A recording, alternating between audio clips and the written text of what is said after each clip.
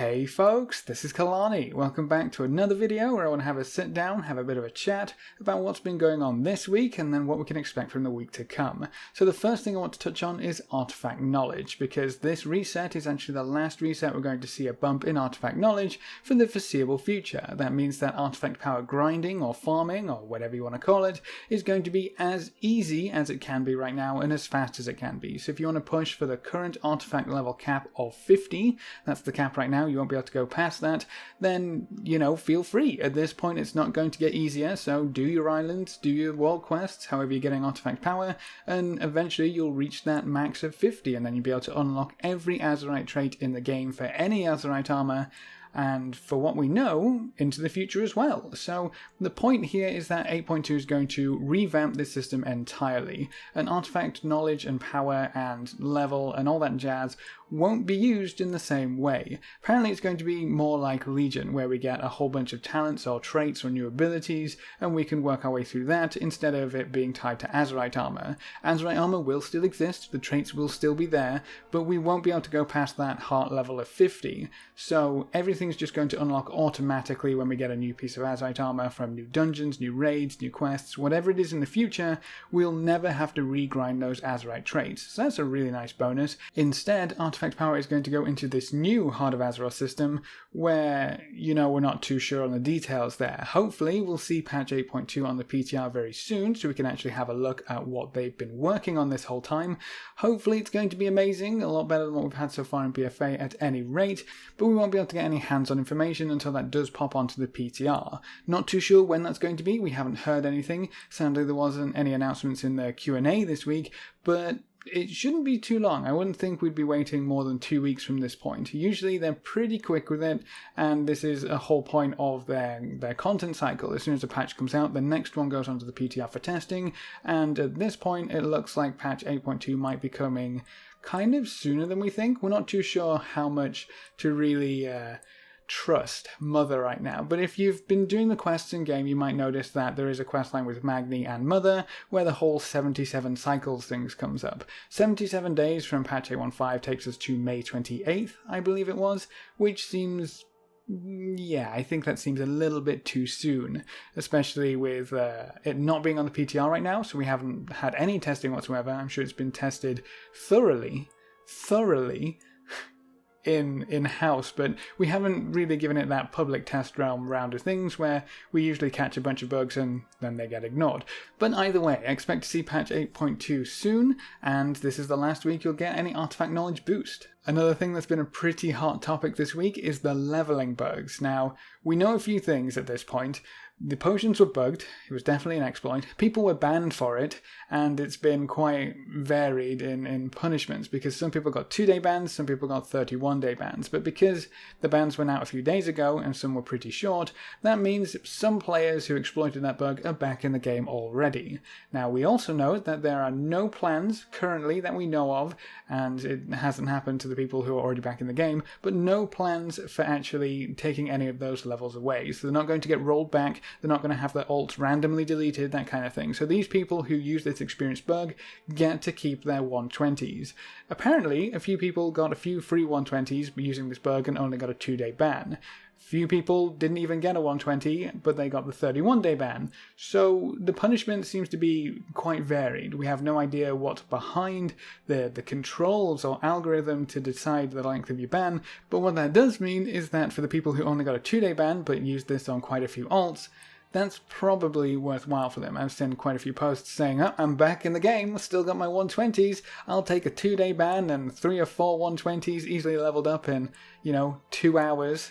I'll take that deal any time of the day. So kind of makes me wonder. I mean, if I wasn't on here and wasn't doing what I do, maybe I would have taken advantage of it and just said, that's fine, I'll take a few days break from WoW, I'll come back to my dinged 120s and just gear them all up and have fun, and it took me a fraction of the time that it would have, and, the time it would have taken, I could do something else because I'm banned anyway. But I don't know. I don't really know how you handle that kind of punishment, because the ban certainly seems like enough, but it just doesn't. It feels really weird when people can say, I'll do it again.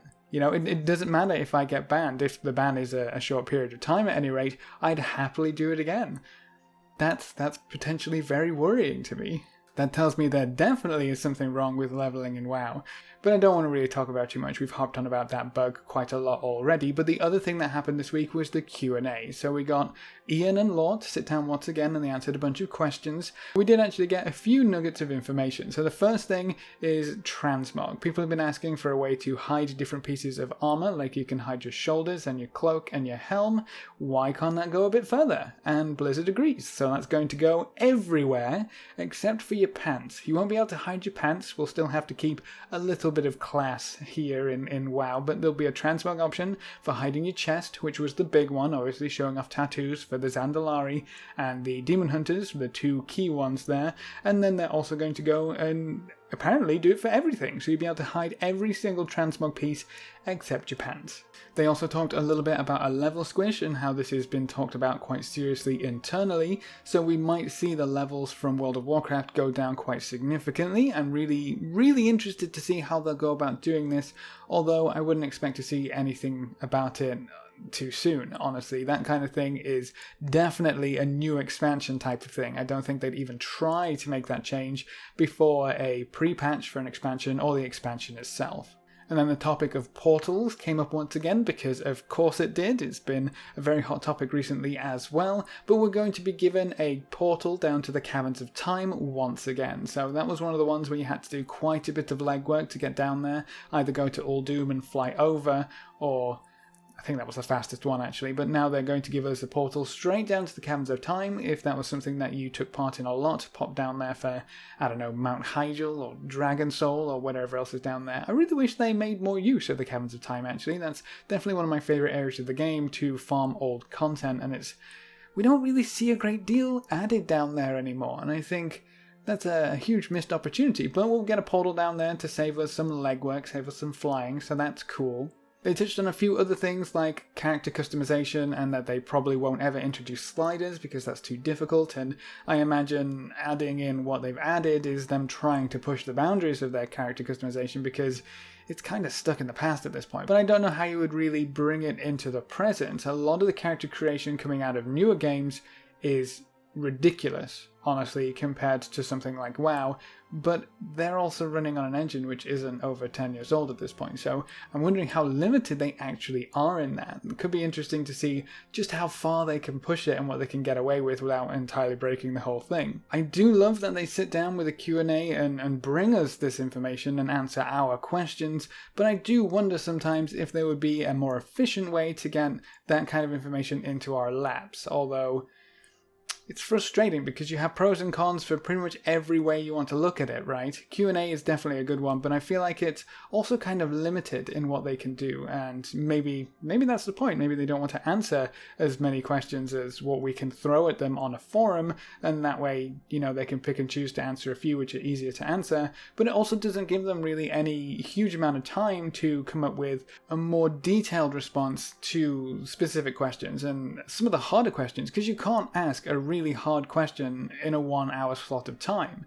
and it's definitely not going to get the best answer they could give. So I'm wondering if we'll see changes to how they handle Q&As in the future, but let's move on. And then we also have some really cool new toys available. The only downside is that they're only available from the cash shop, which is a bit of a disappointment because these are really cool toys, or at least one of them is. So one of them is a Transmorpher Beacon. This summons an ethereal which will turn you into various raid bosses or dungeon bosses, and these are forms that have previously been unavailable for the majority of the time, so you can actually turn into Elisand, or you can turn into various other. The list is actually incredibly long, so I'll link to something on Wowhead which gives you a full list of everything you can turn into. It's currently got a 1 hour cooldown and it lasts for 20 minutes. So not the worst thing in the world. It means you can't spam it endlessly, but it does give you a little bit of time to run around as one of your favourite bosses, hopefully. But that's not the coolest thing. So obviously you get their animations, you get to run around as them, get to dance as them and whatnot, but while you're fighting things you actually shout out their raid lines or their dungeon lines, their boss encounter script while you're just fighting random monsters. So you could be killing a boar or whatever it is and just scream about stopping time if you're playing Elisand. I think that's a really cool little addition, and your entire raid can use it. So this is definitely going to be one of those things where someone pops it down Tuesday night and it's just like, everybody get your form, see what we can get. And then, you know, you have this encounter where everybody's just shouting random raid lines. I think that's going to be a blast. That's definitely what I'm going to be doing tomorrow. Now, these are $10. Both toys are actually $10 in the cash store right now. 25% of that goes to the esports tournament prize pool. There's been a lot of controversy, a lot of discussion about this. You know, why isn't it more going to the prize pool? Why are these $10 to begin with? Why are they in the cash store to begin with? But it's kind of one of those things. Like, first, rather not really have it in the cash store, but if it's going to be in the cash store, I'm glad it's not $20, because I wouldn't be surprised if they started doing that. $10 is a little bit much still, they're kind of pushing it there, I think. And then they also tack on this thing where, you know, 25% of it's going to help esports. You know, you want to help esports, get esports big for WoW, I suppose. So I feel like they're trying to make you feel better about the fact that you're spending $10 on a toy in-game, but they're doing as little as possible to make you actually feel that little glimpse of a silver lining on purchasing this thing. But what are you going to do? They're going to put stuff in the cash shop because we have the cash shop. If we could get rid of it, I would absolutely advocate for that. I think getting this kind of thing, especially cool toys like this, getting them in-game from a string of achievements or a long quest line or something which actually explains it, gives you something to do in-game, ends up as more of a prestige item or something like that, instead of everybody with, you know, $10 to spare having one. I don't know, I'm not too much of a fan of the cash shop, but I don't know if you can stop it at this point. Now, the other toy is a set of fireworks, and these fire off a bunch of different firework displays, both for the Horde and the Alliance, but you can't use it all the time. I mean, I thought going into this was like, oh, a fireworks pack, fantastic. It might have a bit of a cooldown, but I can just fire off fireworks into the sky and enjoy seeing, you know, the Horde emblem or the Alliance emblem or an axe or a sword. But no, you can't just fire off fireworks, apparently. Apparently there's some form of ban on fireworks unless you're firing them off a freshly slain corpse. So this is a PvP item more than anything else, which makes sense, I guess, because it's going towards the esports of the tournament pools for arenas and whatnot. But you have to kill somebody to be able to use these fireworks. It's cool to, you know, it's a statement. Instead of a flag, you're just firing a firework off into the air and it's a nice little boom. Horde just killed you. Haha. But I can't have fun with it unless I go kill somebody, which seems a little disappointing in my opinion. I think I would have rather this item just have like a 5-minute cooldown or something so I could fire them off whenever I want, but oh well, if you're into PvP, this is probably one of the most prestigious little flag stompy I just killed you things you can get your hands on, but again, it's going to set you back $10 from the cash store. Not the most appealing thing in the world.